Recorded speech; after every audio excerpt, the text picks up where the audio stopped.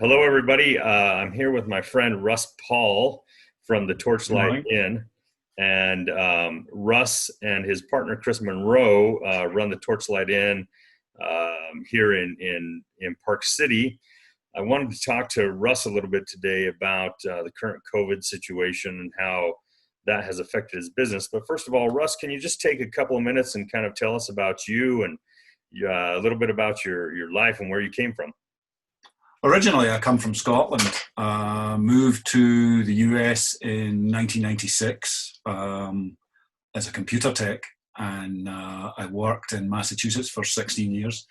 And about 2011, Christine suggested possibly that maybe it was time for a change. And how did I feel about going from engineering into becoming an innkeeper?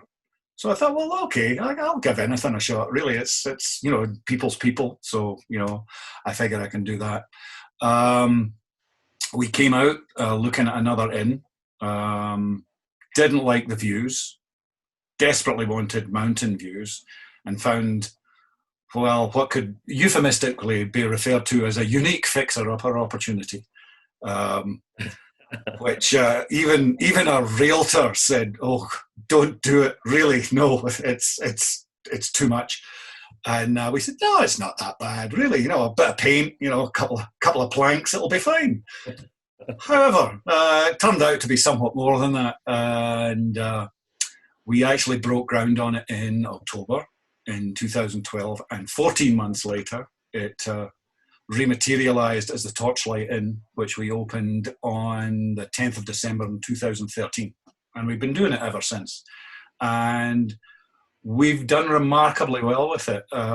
We've been very lucky. Obviously, I mean, this is a wonderful place to do the bed and breakfast thing. It's a tremendously supportive community. The chamber has obviously been tremendously supportive. The city's been great. It's been really a pleasure to deal with. Chris is a professional chef, so needless to say, the food that we provide Top notch. is top notch. Well, the thing is, I'm always worried when she starts talking about introducing new items on the menu because.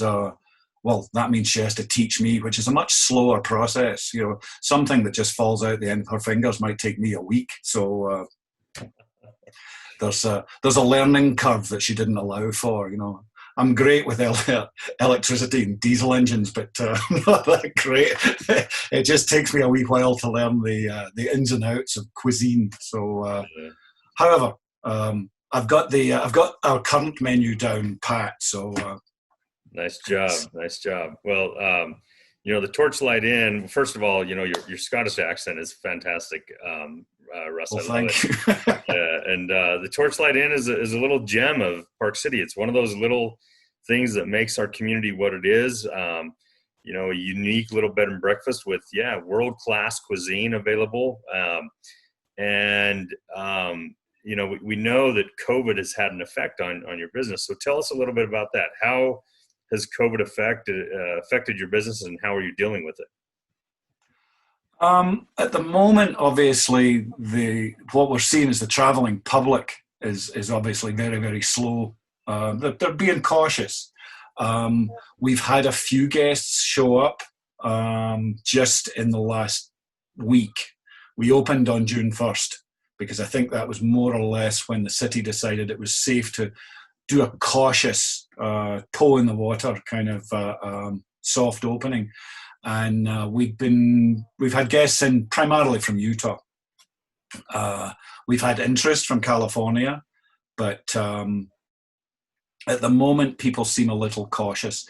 Obviously, we were looking at a record year, as everybody in the community will probably attest to. We were doing tremendously well right up until March when the mountains closed, and obviously at that point the whole thing stopped. We were looking at a bumper March, and obviously our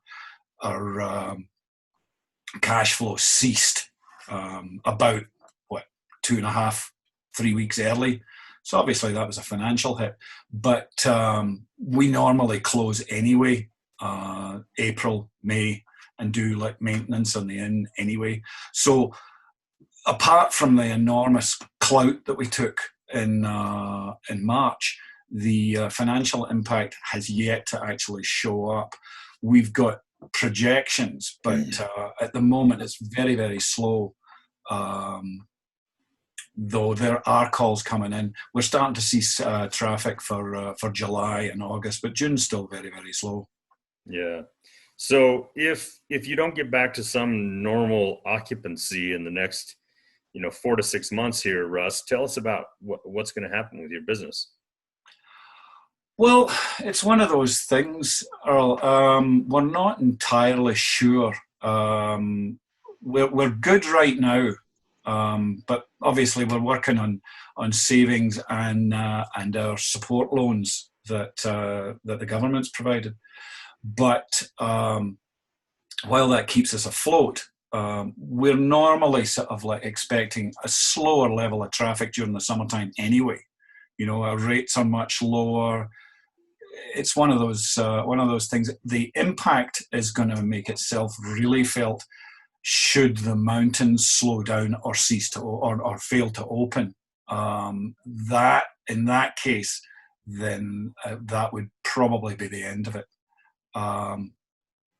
We can survive comfortably, easily until basically the winter season, but I'm sure my compatriots that are actually in larger properties with larger overheads, because we're tiny. It's a very, very. This is an easy business to actually invite people to come into, because there's myself, Chris, and our wonderful housekeeper, Griselda, who actually keeps this place immaculate anyway. So we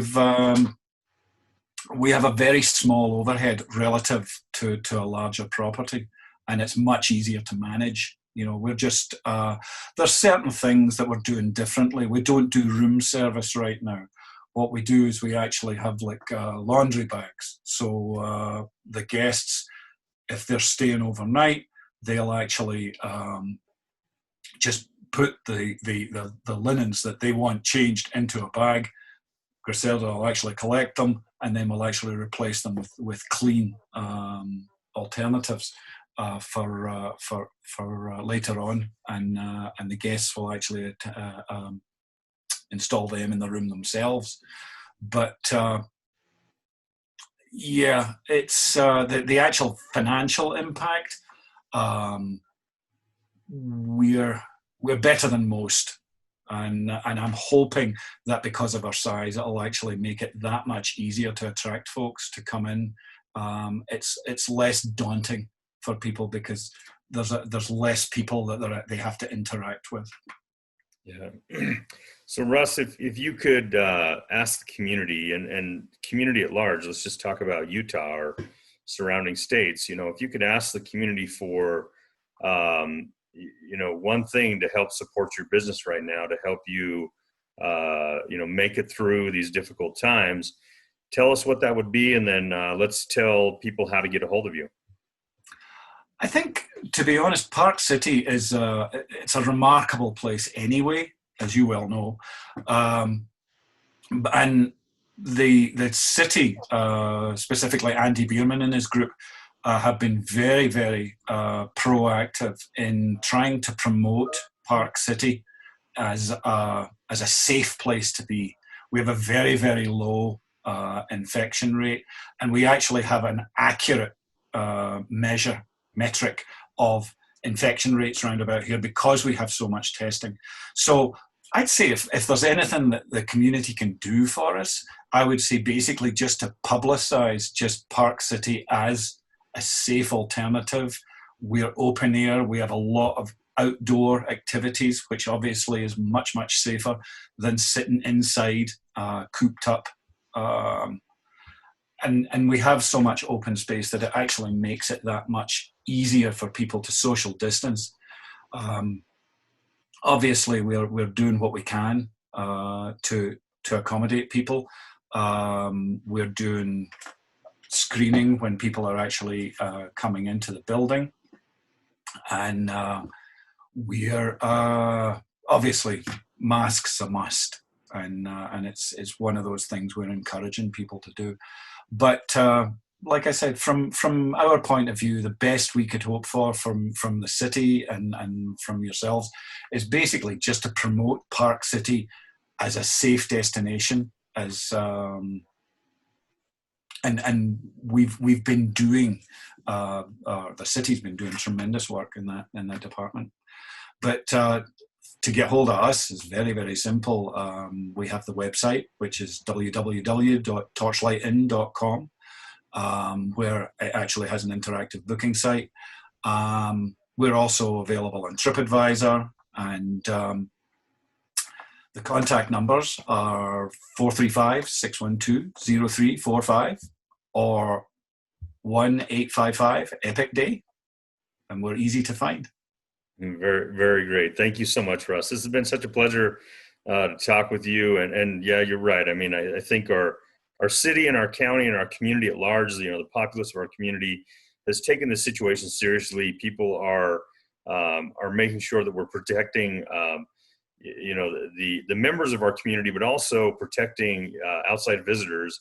And we really do have an ideal situation here. If people want to get away for a weekend, if people want to get away for a week, there's so much outdoor activity to do, and everybody is taking this seriously and taking all the proper measures to protect their clientele, their customers, their guests, whatever it might be. So thank you so much for doing your part. Thank you for taking the time to sit down with me today, Russ. Thanks for the invite. Yep. We wish you and Chris and the Torchlight Inn the best, and we'll continue to follow your story. Terrific. Thanks, Errol. I really appreciate it.